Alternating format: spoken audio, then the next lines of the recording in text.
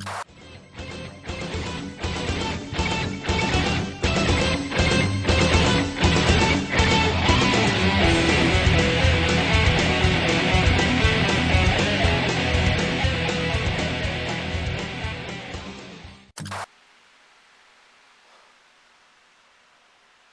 viewers of the Sounding Board. Today we're going to talk about the world's greatest heroes made by the Figure Toy Company. This was a set that was produced in conjunction with Conan the Barbarian after the characters of all the Robert E. Howard. I don't have Conan, but I do have Kull the Conqueror I picked up and Solomon Kane. Actually got a good deal on them.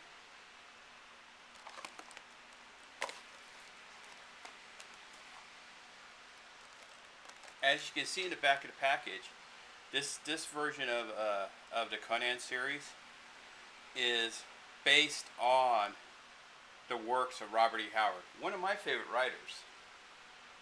But they're all characters designs based off of the Marvel comics. This is Kull.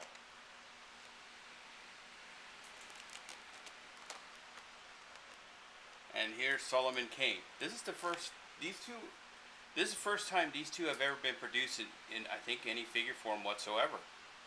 Kull technically was produced for the movie, but he had nothing to do with the character called the Conqueror, really. It was more Karen Sorbo in a refurbished Conan 3 script.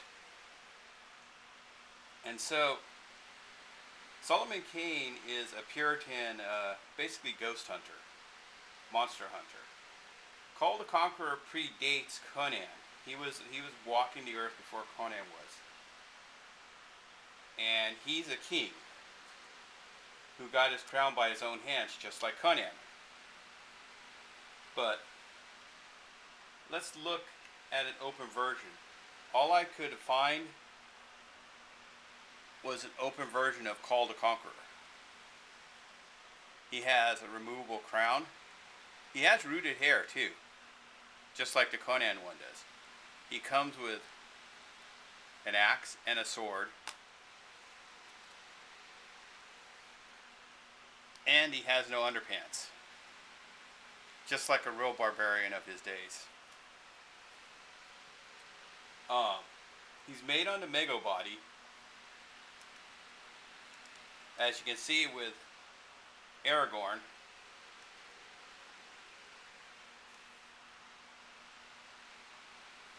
They share a lot of similar parts, like the belt's the same,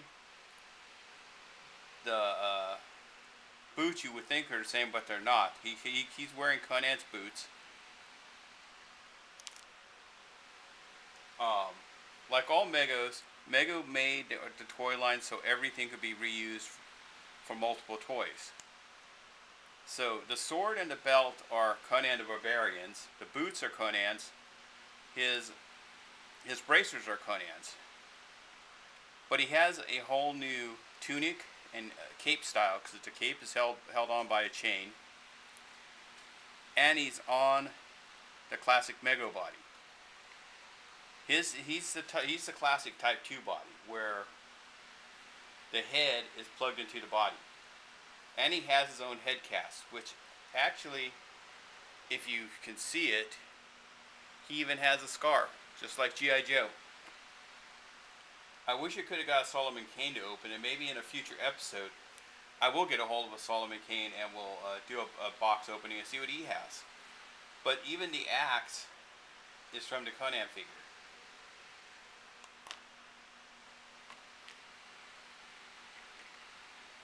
The belt here, this is Conan's. So Mego was smart in a lot of ways by making a toy line that could refurbish parts from other toy lines or other figures they created. It was a utility toy line almost. I just discovered last night that they did this because if a toy line didn't sell, they could remove the heads and then put new bodies on them and new clothing to keep their costs down, and then reuse all the other clothing and parts for other figures and other lines. So, like I said, if I could figure out how to really take off Kull's clothes, which he doesn't have any special straps that open, so you have to take him all apart just to show you what this one's body looks like, which is pretty much a standard Mego. But he stands the same size as your other fantasy figures from the modern Mego lines. You can put him with Legolas and Aragorn, or you can remove Aragorn's clothes and put them on him, because they have the same body builds.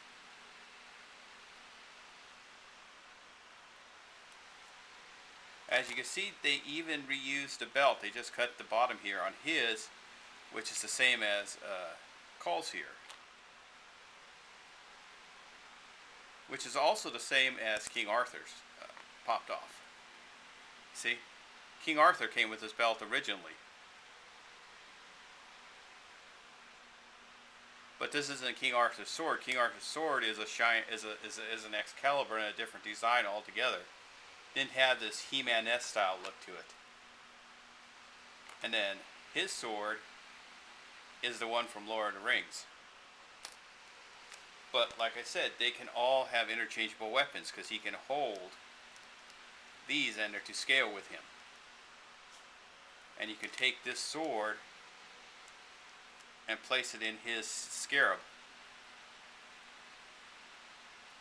So if you don't want to give him the king's sword yet, you could always give him this one for play or display. And if you want to make him the king, his crown actually fits on him, unlike King Arthur's, which didn't. So now Aragorn is the king.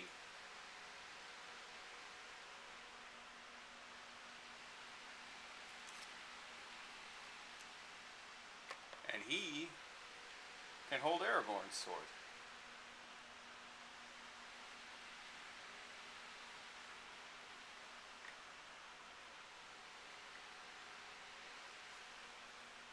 So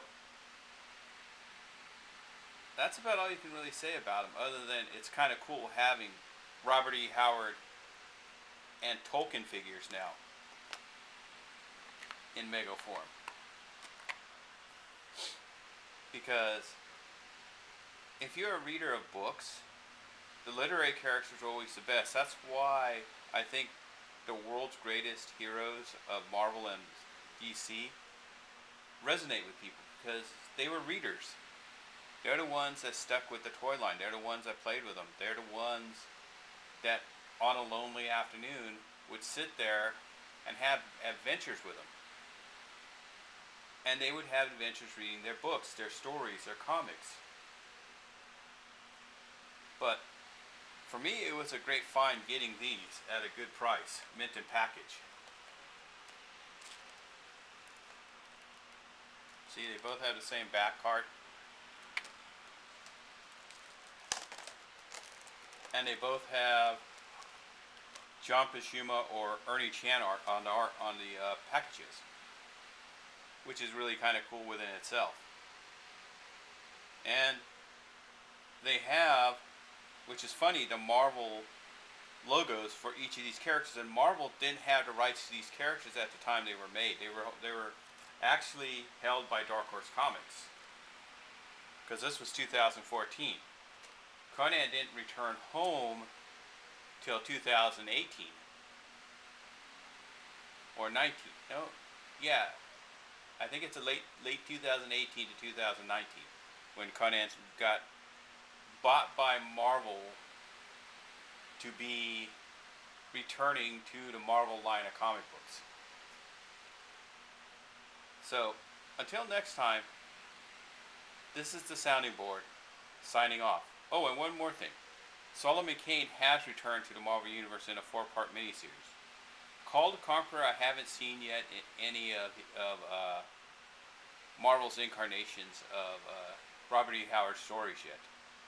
But until next time, this is the sounding board finally signing off.